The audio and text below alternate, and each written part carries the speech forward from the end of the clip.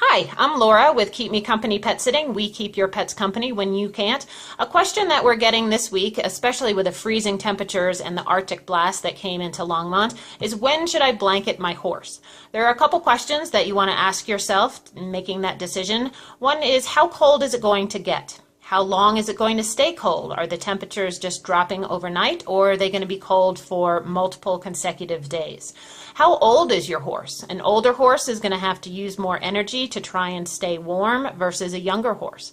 What kind of horse do you have? An Arabian is going to get colder a little bit faster than a Clydesdale or a warm blood or something like that.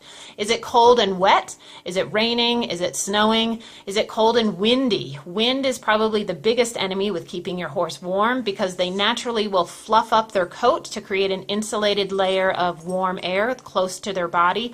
If it's windy, that flattens the hairs right down and they're not going to be able to keep themselves as warm. So is it cold and windy? Is it cold and wet? Do they have access to shelter? Do they have a barn, or if they're out in a pasture, do they have a lean-to that they can get out of the wind in and stay warm? If it is snowing, you don't want to brush the snow off of their backs, because that insulated layer of warm air that's underneath the snow is actually helping to insulate that, so don't brush it off. Are they in a herd? Are they with other horses? The horses are going to stand together to help each other block the wind, to help with body heat and stuff like that.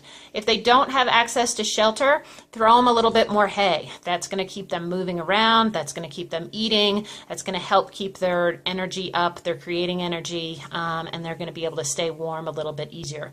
And let's hope this Arctic blast breaks and we get back to those nice temperatures for November in Colorado. Thanks so much.